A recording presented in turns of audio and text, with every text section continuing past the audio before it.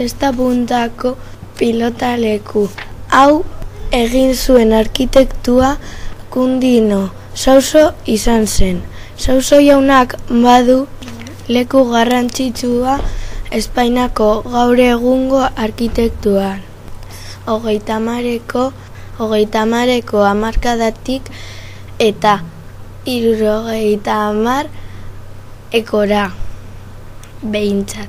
Eskultura oinarrian argia iparraldetik sartzen zaio.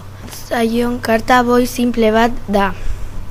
Okertuta dagoenez nabarmenago egiten da itxura hori. Sekzioa kurba nagusia den planta bikoitza da. 57 metro luze eta 50,5 metro zabal den kantxa ikusgarria izateaz gain ikuslego handia onartzeko ahalmena. 1500 postuko armaila, balkoian 800 eserleku eta zutik 1000 lagun sartzeko aukera eskaintzen dutu eraikin arrazionala da. Gaurkotasuna galdu ez duena. Bestalde, pilotan mitikoa da. Pilota leku honen izena fatxadan erlibean egindako pilotari diren eskultura dago. Markina eta Durangoko pilota lekuekin bat era zesta puntako filtokian zen. Baita kilolari entzutetsuenen agerlekua ere. Pilota lekuaren agertasuna ere gernikarraren artean punta-puntako pilotarien agerpena sustatu. Carlos Gangoiti. Gernika bombardatu ondoren Picasso margolariak kuadro bat margotu zuen. Gernika ipini zion izenburua. Kuadro hori munduko famatuenetariko bat da. Zoritxarrez kuadroa ez dago Gernikan egon barzen lekuan, Madrilen baizik. Baina Gernikan kopia bat egin dute zeramikazkoa eta herriko horma batean ipini dute. Kopia hau Bartzelonako enpresa batek egin zuen. Kuadroan animali batzuk agertzen dira, adibidez behia, zaldia eta txoria. Pertsona batzuk ere agertzen dira oihuka zaurituta edo hilda. Kuadroa oso handia da eta zurbeltzez margotuta dago. Gernikan dagoen zeramikazko horma irudia azpian bi hitz daude, Gernika, Gernikara. 15. mendean hasi ziren eraikitzen. Tenplu gotikoa da eta 3 nabe ditu. Trifodun abdize peliagonala du eta porta oso jantzia eta pontaduna dauka. Monumentozko eskultura du.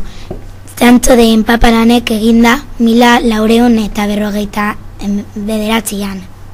Historia gora beratzua dauka eta horrezogatik luzatu ziren obrak 18. mendera arte. Bera, elizako guztia beraz ez datuz guztiz bat. Garai eta jokaera desberdinetatik pasatu delako. Hasieran, Errenazimenduzko zutabedun eliza zen, Euskal Herriko gotikoan ohi bezala. Gero, okorua eraiki zen. Kanpai hormak Manuel Kapalostegik egin zituen 1700 eta 76an. Badu Walker markako organo zoragarria 19. mendean eginda. Eliz barruko imagina Jose Kapur, Moses Huerta, Francisco Azostegi eta Mateo Urriak egin zituzten. Naiz eta Elizak hiribildua pairatu zuen bombaketa ondo jazan. Kalte handiak izan zituen batez ere parrokako etxeak eta Elizako argiritegi osoa errezen. Ordutegian, Eliza orduetan manuezak irekita, berezatik 10 eta 7 zortzietara igandetan beretzetatik ordu batara goin kalea 17 kalea. Museo hau Alegria jauregian dago kokatuta. Eraikina 1793an egin zuten. 18 mendekoa da, baina museo moduan 1991etatik funtzionatzen du. Garai horretatik leiho bat kontserbatzen du. Barrozko estilokoa da. Fatxadan Allende Salazar familiaren armarria dago.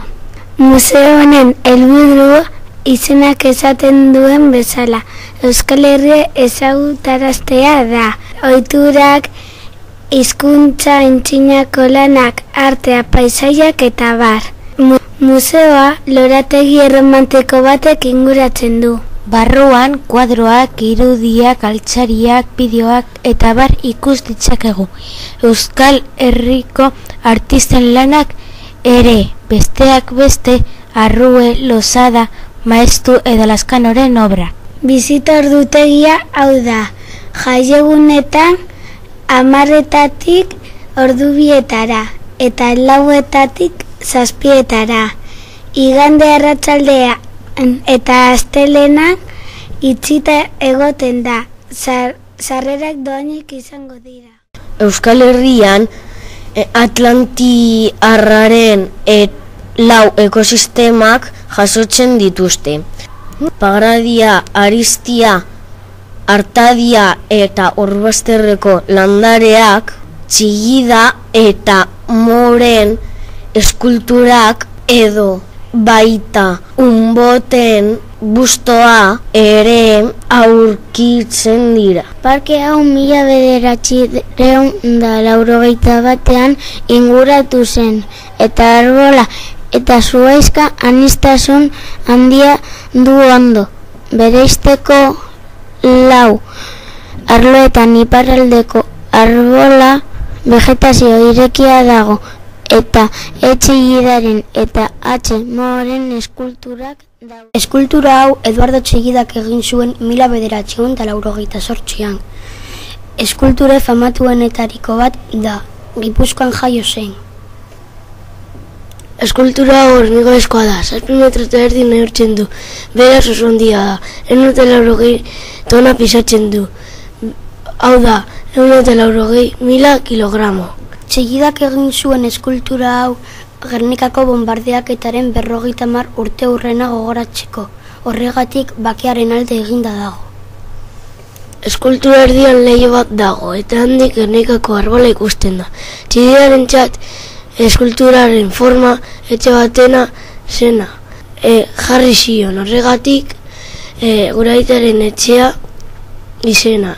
Joan, ikusi nahi baduzue Europa Parkera joan beharko duzu.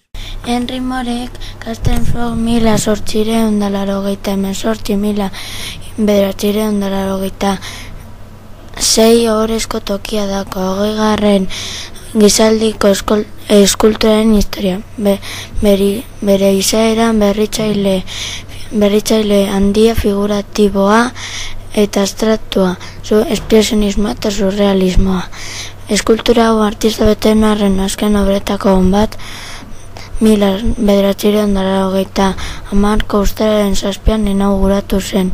Pieza hau inguruan dagoen Txillidaren obrarekin duen erlazio plastiko berezientatzi esenik nortasun artistikoaren eta bi gerra handietan bizi izan zuten. Esperientziaren autorengan piztutako gizarte kontzientziaren arteko elkarrizketa bereziengandik ere aukeratu zen. Munduko bigarren gerretatik aurrera guaren esaila 1919-1975 sortu zuen. Barruan piezak dituzten kaskoak direnak. Figura handia aterpean. Lan aurrekari horietatik abiatzen da, eta esan nahi berria planteatzen du. Piezak elkarri lotutako bi atal ditu. Kaskoak zatituta erasoa eta defentsaren konotazio militarra. Estalki edo eskol organikoaren ideia adieraztea igarotzen da. Gainazal aldakorra, volumen aur eta ganbilak dituena. Mugikorra eta ukimenekoa, aurrera edo atxera egiteko prest dagoela ematen duen. Borondate garaitzaile baten hasia balitzan.